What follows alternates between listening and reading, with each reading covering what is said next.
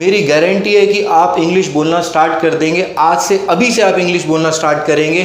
तो चलिए दोस्तों स्टार्ट करते हैं डे 1।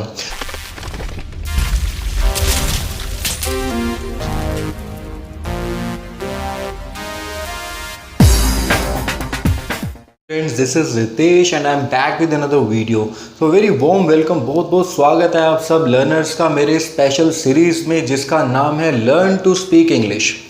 तो दोस्तों इंग्लिश की इम्पोर्टेंस बताने से पहले मैं आप लोगों से कुछ सवाल पूछना चाहूँगा। क्या आप भी अगर 4 लोगों के बीच में जाते हैं जिनकी इंग्लिश अच्छी है और अगर आप जवाब नहीं दे पाते तो आपको इन्फीरियरिटी कॉम्प्लेक्स महसूस होता है? क्या इंग्लिश की वजह से आपके करियर और आपके ग्रोथ में रुकावटें, हर्डल्स आ रहे हैं और बहुत सारी अपॉर्चुनिटीज़ जो कि ग्रोथ के दरवाजे ओपन कर सकती हैं वो अपॉर्चुनिटीज़ आती हैं और आपका दरवाज़ा खटखटा के चली जाती हैं, लेकिन इंग्लिश सुपीरियर ना होने की वजह से आप उन अपॉर्चुनिटीज़ को मिस कर रहे हैं। तो दोस्तों एक सर्वे हुआ था अमेरिका में अभी कुछ महीनों पहले। उसमें पता चला, उसमें कंक्लूड किया गया कि टैलेंट के साथ अगर किसी पर्सन में स्किल्स नहीं है तो लाइफ में कामयाब होने के चांसेस उसके बहुत मिनिमम है। टैलेंट आप सब में है, लेकिन उस टैलेंट को आप एक्सप्रेस कैसे करेंगे? आप मेल भेजेंगे तो आपको इंग्लिश की ज़रूरत पड़ेगी। आप इंटरव्यू फेस करेंगे, आपको इंग्लिश में इंटरव्यू फेस करना पड़ेगा। आप कोई बुक पढ़ेंगे, कोई सब्जेक्ट पढ़ेंगे, ज़्यादातर सब्जेक्ट्स इंग्लिश में ही होंगे। और 4 लोगों के बीच में अगर आप इंग्लिश नहीं बोल पाते हैं so it will be a huge setback for you. तो दोस्तों इंग्लिश अगर आप लेट हो गए सीखने में तो यही आपके लिए मौका है, अल्टीमेट मौका है। मेरे साथ आप जुड़े रहिए। मेरा एक स्पेशल प्रोग्राम आज मैं जिसकी स्टार्ट करने जा रहा हूँ डे 1 से। बड़ा कुछ नहीं सोचना है, ऐसे कोई ख्याल माइंड में नहीं लाने हैं कि आप इंग्लिश नहीं बोल सकते हैं। बस एक दिन का टारगेट फिक्स कर लीजिए। मेरा एक सेशन आपके लिए रामबाण पैनासिया साबित होने वाला है। सिर्फ आप लोगों को इसे सीखना है और इम्प्लीमेंट करना है। और ये मेरा इंग्लिश का स्पेशल कोर्स हर एक वर्क के लिए, हर एक फील्ड के किसी भी स्टूडेंट के लिए, चाहे वो कोई बिजनेसमैन ही क्यों ना हो, चाहे वो टीचर ही क्यों ना हो, चाहे वो होम मेकर ही हो, सब लोगों के लिए इक्वली इम्पोर्टेंट है। क्योंकि मैं इसे बिल्कुल बेसिक से स्टार्ट कर रहा हूँ डे 1 सेशन 1 से। कितने सेशंस मुझे लगेंगे आपको इंग्लिश सिखाने में ये मैं बिल्कुल झूठ नहीं बोल सकता। आपको ऐसी कोई कमिटमेंट नहीं दूंगा कि 60 दिनों में आप इंग्लिश बोलना सीख जाएंगे, जैसे आप बहुत लोगों से सुनते हैं डे 1 to day 60। क्या आप सीख सकते हैं? नहीं, ऐसा पॉसिबल नहीं है। इसमें बहुत मेहनत लगती है। हो सकता है कि 60 सेशंस के 90 सेशंस भी आपको मेरे साथ मेहनत करनी पड़े, लेकिन इस बात की ज़रूर चैलेंज और गारंटी रहेगी कि मेरा हर सेशन आप लोगों को अपग्रेड कर देगा, अपलिफ्ट कर देगा। और जो इंग्लिश की वजह से आप लोग दिक्कत महसूस कर रहे हैं अपने करियर में, अपने प्रोफेशनल लाइफ में, अपनी पर्सनल लाइफ में, वो प्रॉब्लम आपकी सॉर्ट आउट होनी आज से अभी से शुरू हो जाएगी अगर आप ध्यान लगा के फोकस्ड होके मेरा हर सेशन अटेंड करते हैं। तो friends, I welcome you to day 1 session 1 of my learn to speak English series, जिसे सीखने के बाद मेरी गारंटी है कि आप इंग्लिश बोलना स्टार्ट कर देंगे। आज से अभी से आप इंग्लिश बोलना स्टार्ट करेंगे। तो चलिए दोस्तों स्टार्ट करते हैं डे 1।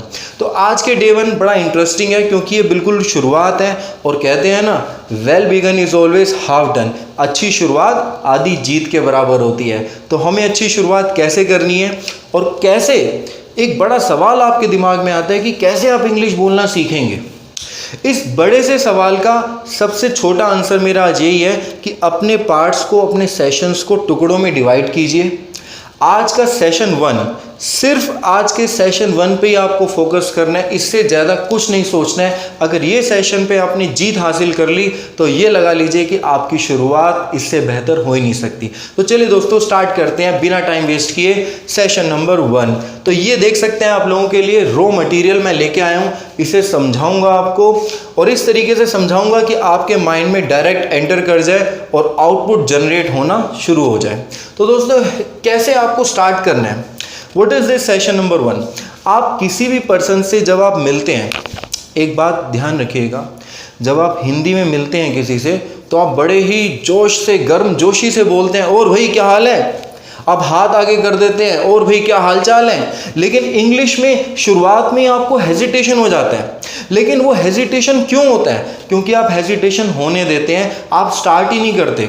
आप अगर ढंग से विश नहीं कर सकते, ग्रीट नहीं कर सकते, तो इंग्लिश में सेंटेंसेस कैसे बोलेंगे दोस्तों? तो इंग्लिश का पहला ही कदम, मैं लोगों से कहता हूं कि अगर आप इंग्लिश बोलना चाहते हैं तो पहला कदम तो आगे बढ़ाइए, रिजल्ट्स तो आने स्टार्ट हो जाएंगे। तो पहला कदम क्या है दोस्तों? आपको मिलना है तो किसी से ग्रीट करना है। ग्रीट करने का मतलब बिल्कुल साफ है, बचपन से हम लोग सुनते आ रहे हैं। अगर आप सुबह के टाइम पे किसी से मिलते हैं तो गुड मॉर्निंग बोलिए, दोपहर को मिलते हैं तो गुड आफ्टरनून कहिए, इवनिंग में मिलते हैं तो गुड इवनिंग करिए, और अगर आप नाइट के टाइम पे बिछड़ रहे हैं तो आपको गुड नाइट कहना बनता है। तो ये छोटे छोटे एक्सप्रेशन हैं, मैं बिल्कुल इसी के साथ स्टार्ट करने जा रहा हूँ। तो गुड नाइट के बाद अगर आप आगे बढ़ेंगे तो आप किसी से बिछड़ने के टाइम पे बाय, सी यू, अच्छा फिर कब मिलेंगे, थैंक यू ज़रूर बोलें आप अगर आप किसी के कृतज्ञ हैं। और थैंक यू बोलने के बहुत सारे ऑप्शंस मेरे पिछले सेशंस में भी हैं, अगर आपने नहीं देखा है तो वीडियो देखिएगा। बहुत सारे अट्रैक्टिव वेज थैंक यू बोलने के, और मोस्ट वेलकम यानी कि जो इसका आंसर होता है, इसके लिए मैंने स्पेसिफिक वीडियोस बनाई हुई हैं। तो आगे बढ़ते हैं। एक्सक्यूज़ मी का मतलब होता है क्षमा कीजिए, प्लीज़ बड़ा एक कॉमन एक पोलाइट एक्सप्रेशन है, कृपया।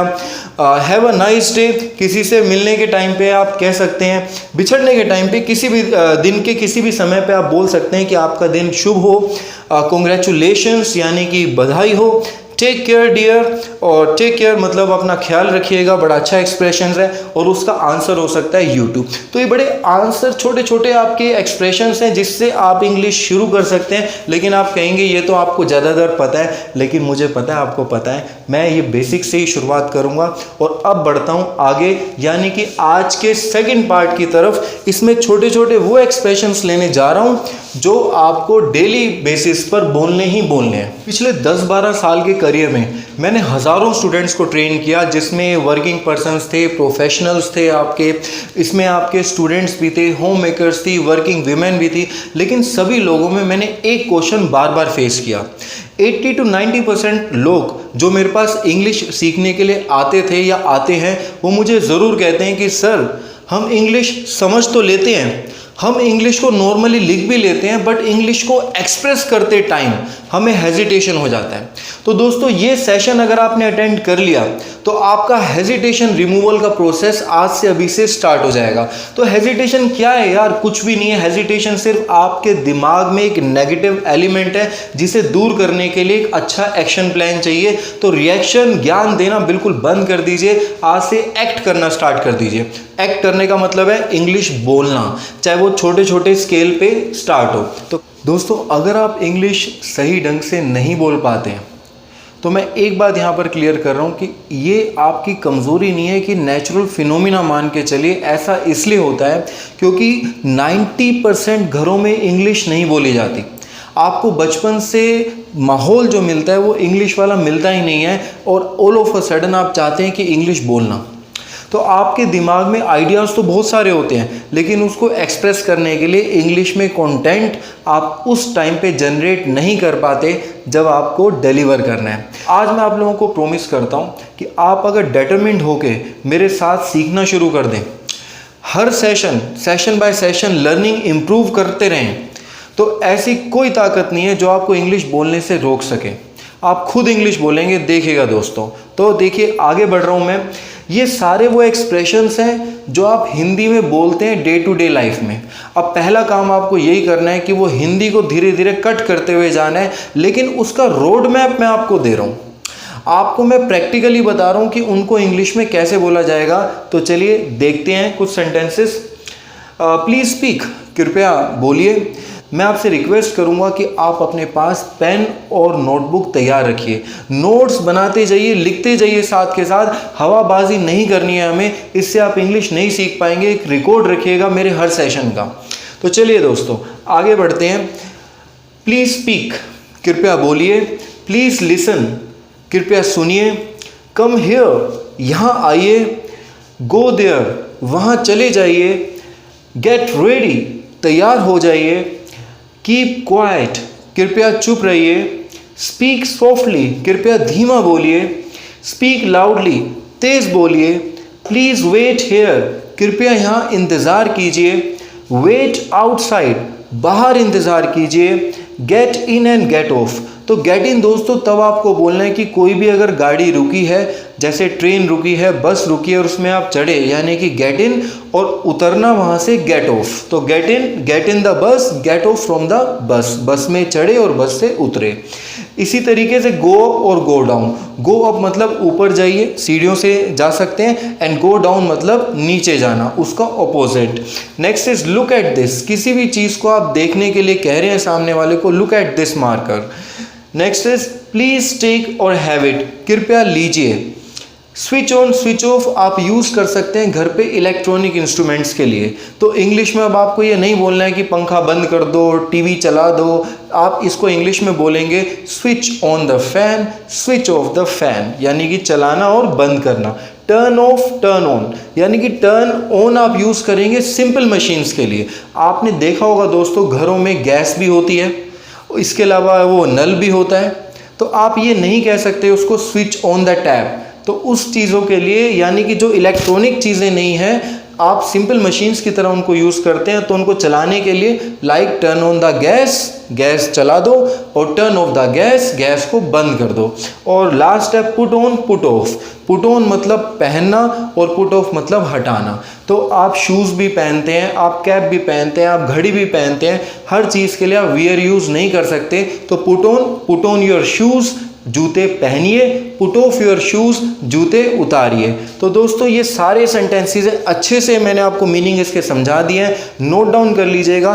तब भी अगर कोई दिक्कत हो तो कमेंट बॉक्स में मुझसे पूछेगा। अब मैं आ रहा हूँ अपने थर्ड पार्ट पे, यानी कि फर्स्ट सेशन का थर्ड पार्ट बहुत बहुत इंपॉर्टेंट है, क्योंकि इसमें बताने वाला हूँ कि जब आप एक्चुअलिटी में किसी से मिलेंगे तो बातचीत की शुरुआत इंग्लिश में कैसे करनी है। तो कैसे करेंगे आप? हिंदी में जैसे आप किसी से बात करते हैं, हालचाल पूछते हैं, वैसे ही हालचाल आज से आप लोगों को इंग्लिश में पूछना है। ये कसम खा लीजिए, अपने आप से प्रॉमिस कर लीजिए।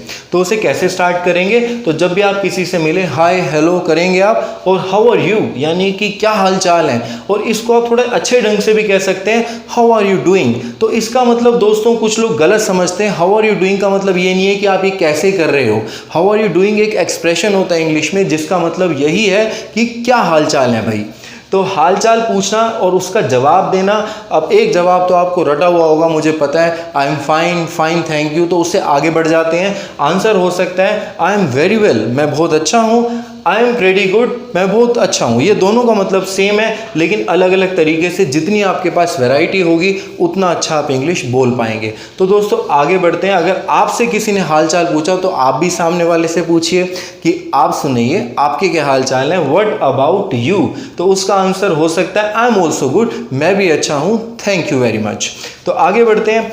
आप और सेंटेंसेस कैसे यूज़ करते हैं? मिलने के टाइम पे आप कह सकते हैं, या फिर बिछड़ने के टाइम पे आप कह सकते हैं कि आपसे मिलके बहुत खुशी हुई, अच्छा लगा, सो नाइस, या फिर ग्लैड टू मीट यू।